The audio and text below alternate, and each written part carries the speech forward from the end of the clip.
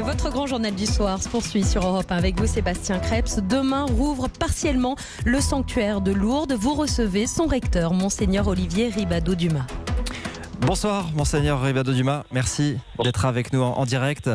Le sanctuaire de Lourdes va donc rouvrir après une fermeture qui était sans précédent, 2 mois de fermeture, réouverture pour les pèlerins locaux, on le précise, il faut être à moins de 100 km pour venir, vous le confirmez. C'est pas un motif pour faire plus de distance. Ah non, nullement. Nous respectons intégralement les normes dictées par les autorités. Comment vous organisez cette réouverture ? Quelles précautions seront prises ? Les précautions, elles sont nombreuses pour permettre à ceux justement qui veulent passer un moment au sanctuaire de pouvoir le faire en toute sécurité.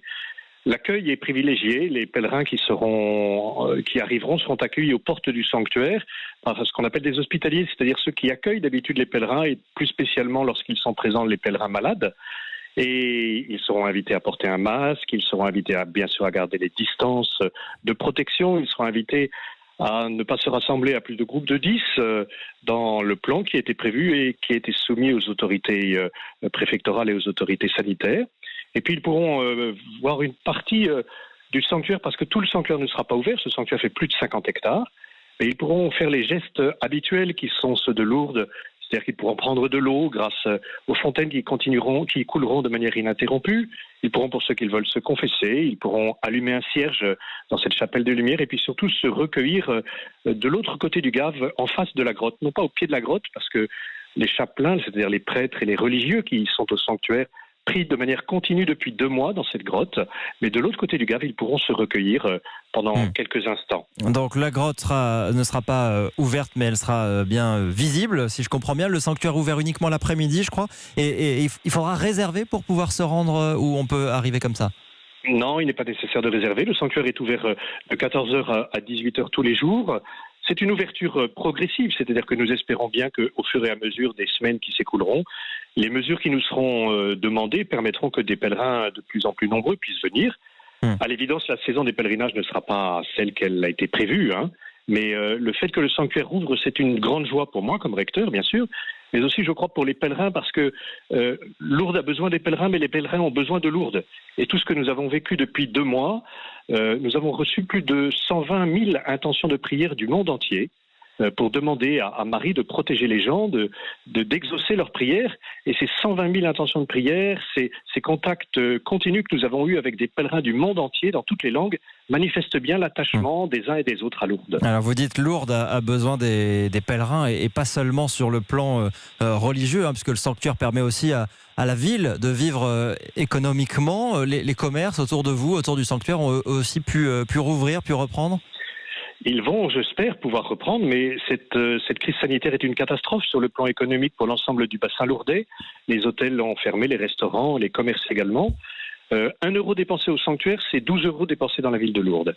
Et nous savons, nous, qu'à l'issue de la saison qui s'est ouverte, ou plus exactement qui ne s'est pas ouverte, le sanctuaire aura une perte d'exploitation de 8 millions d'euros, ce qui ne s'est jamais vu dans notre histoire, alors même que les comptes étaient équilibrés depuis 2 exercices. Et ce n'est que la générosité des pèlerins qui nous aidera à passer ce cap difficile, et nous savons qu'elle ne s'est jamais démentie. Vous appelez les fidèles à donner, à vous aider. Pour autant, on sait que c'est compliqué, le contexte est difficile pour beaucoup de Français après ces 2 mois de confinement. Bien sûr, je suis bien conscient de cette énorme difficulté dans laquelle se trouvent les Français. Mais je sais aussi que la générosité des pèlerins, qu'ils soient français ou qu'ils viennent de tous les pays, parce qu'une des particularités de Lourdes, c'est qu'il y a pratiquement 50% des pèlerins qui sont étrangers. Et donc, j'ai toujours pu compter sur la générosité des uns et des autres, et j'y compte également parce que je la connais. Quels sont les risques financiers pour le sanctuaire ? Les risques financiers, c'est le fait de ne pas pouvoir investir comme nous pourrions le faire afin de préparer l'avenir, c'est de ne pas pouvoir redémarrer convenablement. Notre préoccupation, c'est de maintenir l'emploi, parce que c'est essentiel, mais c'est de ne pas pouvoir préparer le sanctuaire de 2030 tel qu'on peut l'imaginer et le rêver, tel que nous avions envisagé de le faire. Et donc de remettre en cause une partie aussi de de ce qui fait vivre tout ce bassin lourdais par les initiatives que nous prenions. Ouais, je donne quelques chiffres, 200 salariés permanents, je crois, au sein même du sanctuaire, mais au-delà, 4000 emplois directs et indirects qui dépendent de ce tourisme cultuel dans la région de Lourdes, qui est la deuxième ville hôtelière de France après Paris. C'est quand même assez fou. Un des grands moments, Olivier Ribadeau-Dumas, un des grands moments chaque été, c'est le pèlerinage du 15 août à Lourdes. 27 000 pèlerins l'année dernière. Comment faire cette année ? Évidemment, ce ne sera pas possible dans les mêmes conditions. Non, bien évidemment non, ce ne sera pas possible, mais je tiens beaucoup à ce que le pèlerinage national ait lieu, parce que c'est un événement extrêmement symbolique et très fort. C'est le pèlerinage national français, comme son nom l'indique. Et puis la fête du 15 août, c'est la fête patronale de notre pays. Et dans la limite des 5000 personnes, des rassemblements de 5000 personnes autorisés par le gouvernement, en respectant encore une fois toutes les normes qui sont demandées, nous avons, nous, une basilique souterraine qui peut contenir plus de 20 000 personnes, d'habitude. Donc nous espérons que les pèlerins pourront venir et nous leur proposons de venir vraiment parce que c'est un lieu fort, un lieu pour se ressourcer, un lieu pour rendre grâce, un lieu pour supplier. Et c'est un lieu où la fraternité est vécue à Lourdes. Lourdes, c'est unique parce que c'est de la fraternité vécue. C'est cette rencontre entre les malades et ceux qui les accompagnent, entre les générations, entre les cultures. Et je pense que Lourdes est un signe non pas simplement pour l'Église, mais pour la société tout entière. Très concrètement, vous allez organiser comment les choses pour que cette jauge ne soit pas dépassée, pour que les distances soient respectées ? On imagine qu'il faut d'autant plus prendre des précautions que ce sont souvent des personnes fragiles qui viennent à Lourdes. Oui, même si nous savons bien que les malades ne viendront pas cette année. Je pense que c'est impossible qu'ils y viennent parce qu'ils sont trop vulnérables. Mais il y a un système aussi bien de comptage à l'entrée que de marquage au sol, que de barriérage, tout ce qu'on peut imaginer pour permettre que ces mesures soient bien respectées.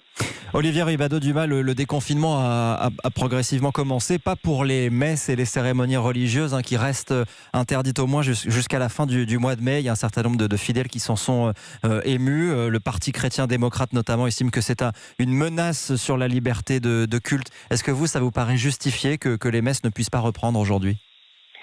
Ça me paraît tout à fait normal qu'il y ait des normes sanitaires qui soient édictées pour l'ensemble des rassemblements. Et les cultes sont des rassemblements. Donc il paraît important que l'on puisse respecter cela. Et en même temps, la liberté de culte est une liberté qui est essentielle et qui fait partie du pacte constitutionnel. Donc je pense qu'il faut la respecter. Je ne pense pas pour moi je ne vois aucun procès d'intention dans le gouvernement actuel sur les cultes en disant qu'il faut qu'ils reprennent à une date donnée. Vous appelez à ce que ça reprenne au plus vite ? Je souhaite que ça puisse reprendre au plus vite, bien évidemment, mais je n'ai pas qualité en tant que recteur de Lourdes pour dire quoi que ce soit sur ce sujet. Il a été évoqué une reprise des messes pour le week-end de la Pentecôte. Est-ce que c'est toujours envisagé à votre connaissance ? Je n'ai pas d'écho ni de contact direct avec le gouvernement sur ce sujet, mais je n'ai pas entendu dire que cette possibilité puisse être aujourd'hui remise en cause. C'est une date qui avait été envisagée, qui avait été même prononcée par le Premier ministre pour le dimanche de la Pentecôte, et un calendrier qui semble avoir été calqué sur cette fête catholique. Mais alors quelques jours avant, il y a une fête juive le 28 mai, il y a aussi une fête musulmane pour la fin du Ramadan le 24 mai, et les autres religions appellent à pouvoir pratiquer leur culte à ces quelques jours d'intervalle. Est-ce que vous aussi, vous dites qu'il faut que les trois religions puissent célébrer leur fête à la fin mai ? Je laisse aux responsables des cultes le soin de dire ce qui est important pour eux. Ce que je sais, c'est que le rapport des différentes religions au culte est spécifique.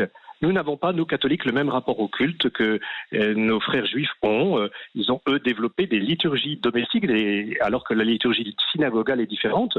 De la même façon, pour les musulmans, il en est différemment, et pour les protestants aussi. Donc je pense que c'est à chaque responsable de culte de dire ce qui est bon pour son propre culte. Merci beaucoup. Merci, Monseigneur Olivier Ribadeau-Dumas, d'avoir été en direct avec nous ce soir. Je rappelle que vous êtes le recteur du sanctuaire de Lourdes qui rouvre partiellement ses portes à partir de ce week-end. Merci. Merci à vous. Europe 1.